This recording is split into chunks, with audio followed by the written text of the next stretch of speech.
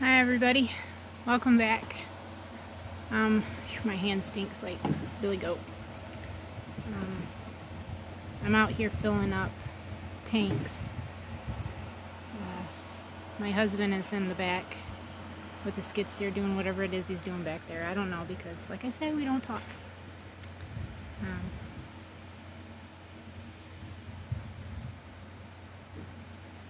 Went to church today, which was actually a nice message. It was about being content where you're at in your life and not wanting more, and how money is the evil of all greed. How money makes you go one direction and God asks you to go this direction.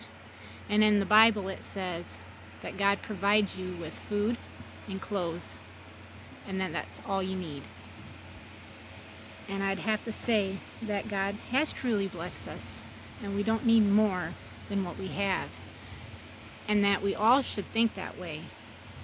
And it was a good thing that I went, because it made my mind think differently about how I should be thinking with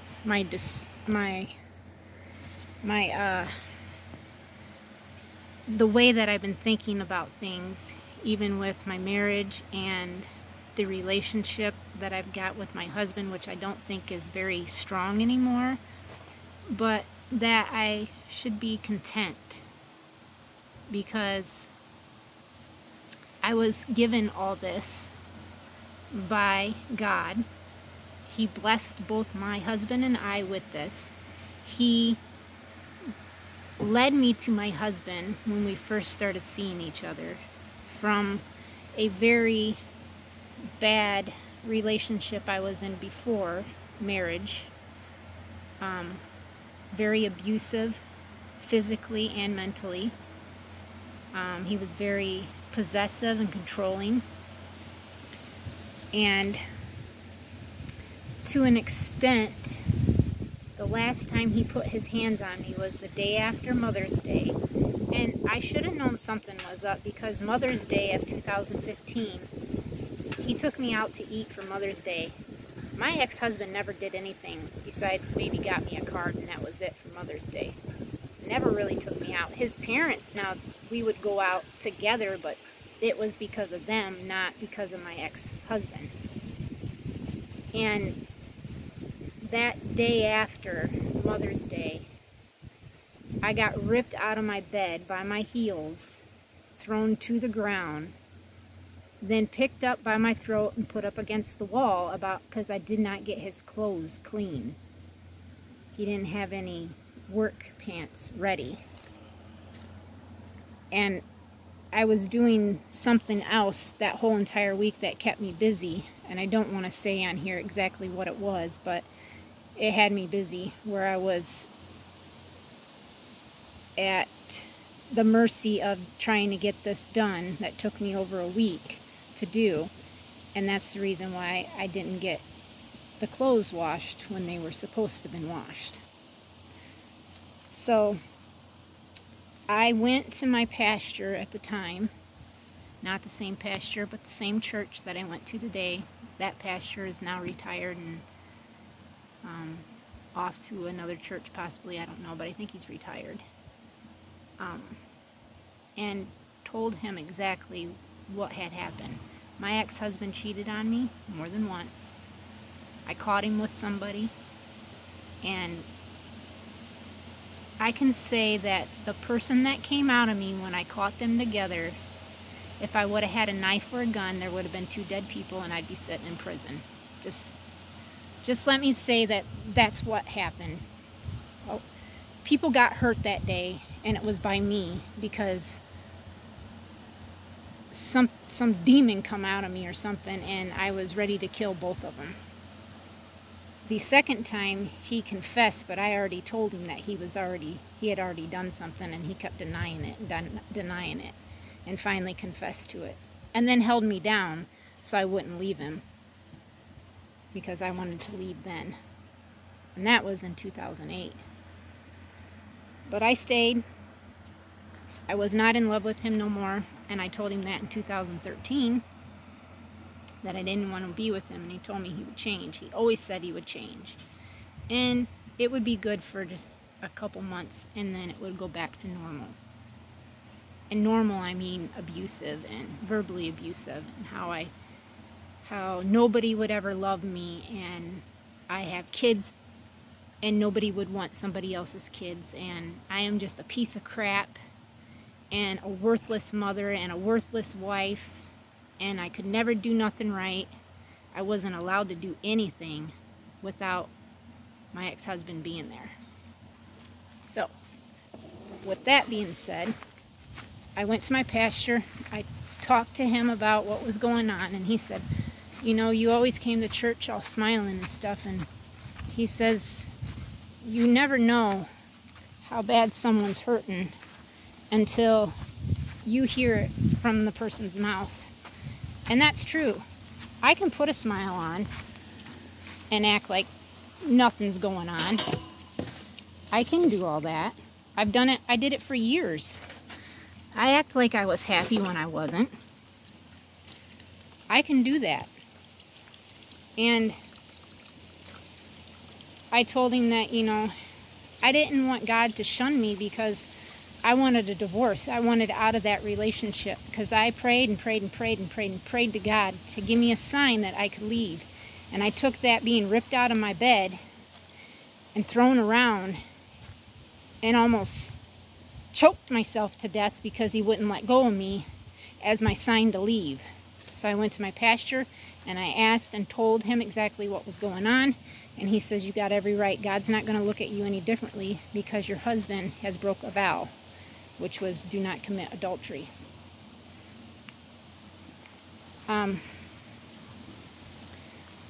So I prayed some more and asked God, who am I to be with anybody at all? And for some reason, and I know it was for a reason, God sent me to Billy. He sent me right to him. And I wrote a letter and put it on his car one morning. And this is when I knew that I was leaving my ex-husband. I wasn't sure where I was going to go with kids. I didn't really communicate with my mother because I wasn't allowed to. So I ended up texting or calling her and asked her on, I think that is Memorial Day. May 19th is when I left and moved in with my mom. Well, then I started talking to Billy. And we just were talking. We told each other we'd never get married again. We said, you know, we both come from not very good partners in our previous marriages. And just kind of, he had seen a couple other people since his marriage and whatnot, and I've not actually been with that many people at all. I mean, I was with Brianna's dad, and I had a couple boyfriends prior to that, but nothing serious, and then my ex-husband, and now Billy.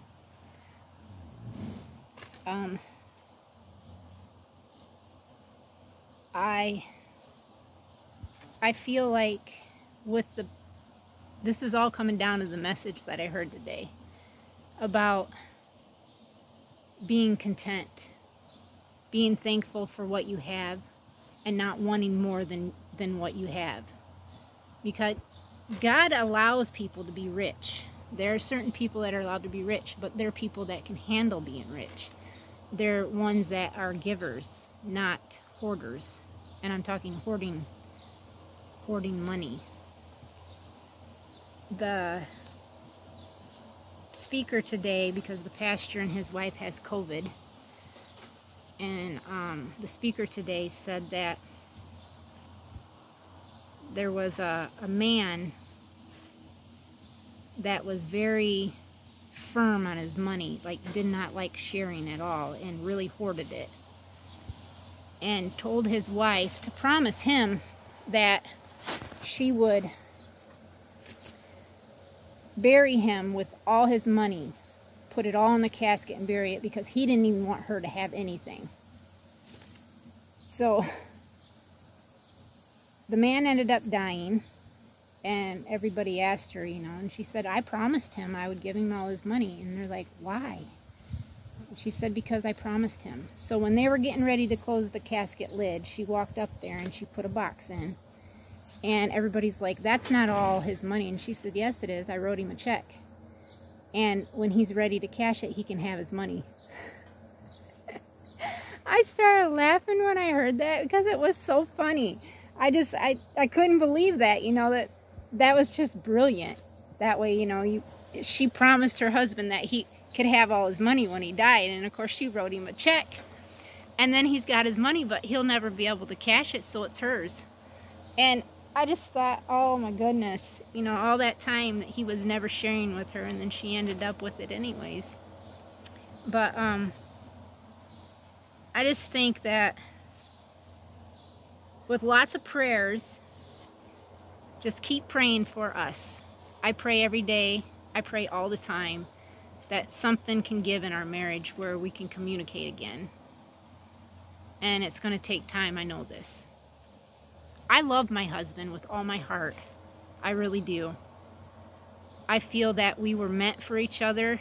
We went through the trials and hurt and heartache and abuse that we went through to meet each other. To be prepared for whatever we would have to go through, that we would know how to do it. And with my husband being in the dark hole that he's in, and just overwhelmed and overthinking all the time, and whatever it is he's thinking about, I pray that he would have less time off of that to be able to go wherever he would feel that would be best for him. I think there's a halter in there. There it is. It's Jazzy's halter. What's in the tank? And just wait for my husband to want to talk to me. Be patient. You know, and if we don't talk for days, well, maybe that's what it was supposed to be about. And I just need to be okay with that. Like today, I got home from church. Courtney's dad asked her if he could take her out for lunch and they could spend the day together. I told her yeah. So I dropped her off, and that's where she's at right now, spending time with her dad, because she don't really do anything with her dad because of the abuse that he did to her. So it was nice that she had the opportunity to actually go and spend some time with him. That's great. And I came home. What did I do? I came home, went in the house, and my husband was sitting in his truck, but it wasn't running then. But I walked past, or drove past, went in the house, grabbed the bag of corn husks for me, canning 12 quarts of corn, sweet corn, and I was giving it to everybody. And then before I came outside, or no, this is after I came outside, he was up here, parked, with the truck running. I don't know what he was doing, but he didn't like roll the window down or anything, and I knew he was gonna go somewhere, and ask to see if I wanted to go, because I think to myself, like he said yesterday, you know, I'm always angry at him. I don't know how to just talk, because when it comes to that point of me being angry, I've already been upset about it. He doesn't just like ask me, like if he would have asked me, hey, roll down his window or something, would you like to come to town with me? I would have been, yeah. And I would not had an attitude. But when he goes to take off or takes Courtney with him or something, and that's it, of course I get upset. And then I'm angry. And then when he has a problem with Courtney, and then they can talk for 2 to 4 to 6 hours, you know, and work it all out. But then when it comes to me, I feel like he doesn't even want to try, and then of course that makes me angry. But but I ask myself, like, has he even thought about that? Has he even thought, like, hey, you want to talk? My attitude would be greatly different if he would just say that. But instead, I feel like he ignores me. He doesn't want me around, you know, and stuff like that. And he wonders why I have an attitude. But at the same time, the message was to be content. So that's what I'm trying to do, is to be content. Selling the dairy goats, I believe, is a smart move. I'm keeping Odessa, only Odessa, because I don't want to get rid of her. I've had her since she was 2 and she's 12. And I think she would be a good companion with a cow anyways. When I finally do be able to purchase a dairy cow, she will have that. We're going to keep the sheep. I would like to get 9 more ewes, so I have 10 total. And then the ewes can raise their own. I'm not going to take anybody away. I'm not going to bottle feed because it'd just be easier that way. Unless I got a ewe that doesn't, you know, rejects a lamb, then I'll have to do that. But other than that, I'm going to let them do it all on their own. And then sell the babies for market once they hit 100 pounds or a little over that. And have that for an income too toward the sheep. And hopefully they can support themselves. The horses we're keeping, you know, the 3 here, Hercules. Jazzy is available for anybody that would be interested in her. She's completely tipped. My daughter's asking $2,500 for her, which is pretty good because she does a lot of things. And my daughter said every day that Jazzy learns something new, she's going to go up $125. Now, Mr. Maverick there is doing better, but I really think he's a one-person horse. But he still needs work with his hook, or picking his feet up, and he still needs work with, like, walking up to him and him not walking away from you. It's not that he runs away from you, he walks away from you. So he needs work with that, but other than that, he'd be ready to go. And I thought about breaking him to ride prior to doing that, but then that would make his price even go up even further. But he's ready to start breaking for riding. He's a beautiful horse, he really is. And I'm probably going to ask 3 for him, 3K. Just because he's ready to start. He's probably worth more than that, but I'm just going to keep him at that.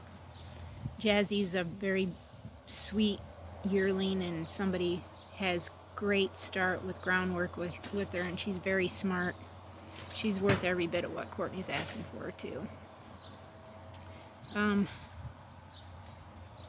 And then, you know, we'll have the donkeys, of course. I'm still gonna do like cooking videos. I'm selling all my soap making, lotion stuff, bottles, containers, molds. I'm keeping 2. That way I can still make soaps for ourselves and family, and for holidays to, you know, make a little extra money off of. But I can use cow milk for that too. It would be fine, I think. I actually want a cow that's A2, I believe, or A1. I can't remember what it is, but I have a farmer who tests for that, and they're mini Jersey, so I'll make sure to get one. And that's the same as the milk that you would drink from a goat, so it's lactose intolerant, which is nice. And I'll do the sheeps and the cow in the barn, so the barn will still being used. I start my job tomorrow, so I'm excited about that. I don't know when you guys will see this because I'm a little ahead on videos now. So